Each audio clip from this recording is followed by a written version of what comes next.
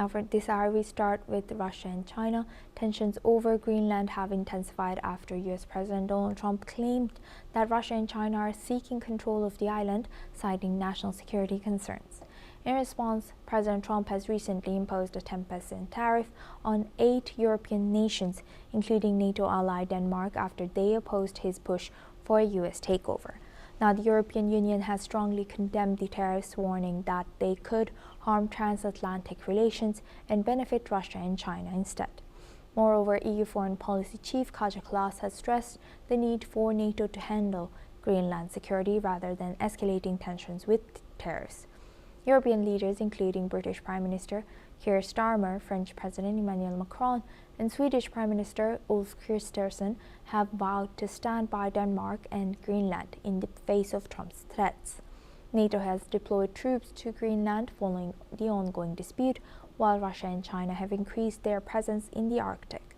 However, Russia has dismissed the idea of a threat to Greenland as a myth, and China has not commented on its stance yet.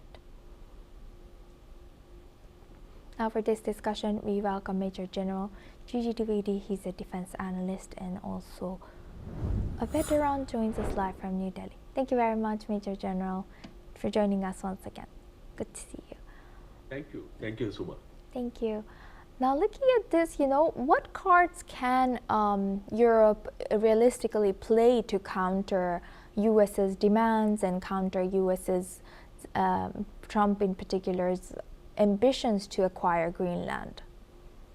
Well, Suma, first and foremost, I think this issue has raised tensions among the European Union and also the NATO allies, because this definitely would weaken the NATO as an entity and also European Union, because as it is among the European countries, there were certain differences as far as the Ukraine war is concerned and also relations with China.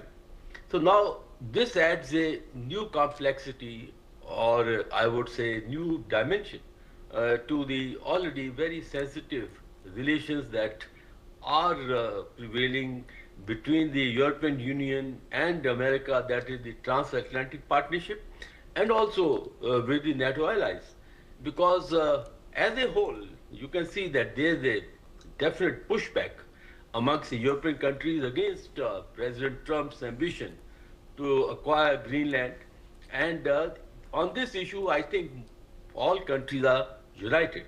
Now, with President Trump further becoming more aggressive and resorting to the tariff policy, imposing an additional 10% tariffs, definitely, I think this has not gone well with the European Union or the NATO allies.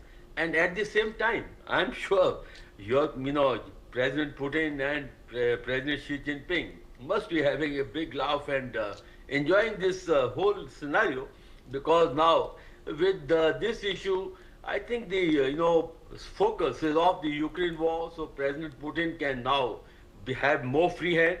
At the same time, President Xi Jinping also will be quite elated, because the focus will shift from Taiwan and the Indo-Pacific and also on the Western Pacific. So I think, to my mind, it's time that President Trump, obviates such issues or such steps, because that is only going to complicate the relations, transatlantic relations, and also the union or the unity among the European Union and the NATO countries. Suma. Yes, you mentioned and you highlighted that Putin and Xi might be having a good laugh out of this. So what exactly could have been Trump's motive from the beginning? Was it always to put tariff at the end of the day, or do you think he has other ambitions? No, if you go back point in time, in the first term of President Trump, he had expressed his desire to buy out the Greenland. So this idea is not totally new or off the hook, because he had this idea or the ambition. The second point is, if you look at the President Trump's national security strategy, which was released last year in December, he has categorically stated that as far as America is concerned, it wants to have total control over the Western Hemisphere, that is the Latin American countries and America's neighborhood. So Greenland stands out as a very close neighborhood of America. And President Trump has stated that would not like to have any influence of adversary powers like Russia and China.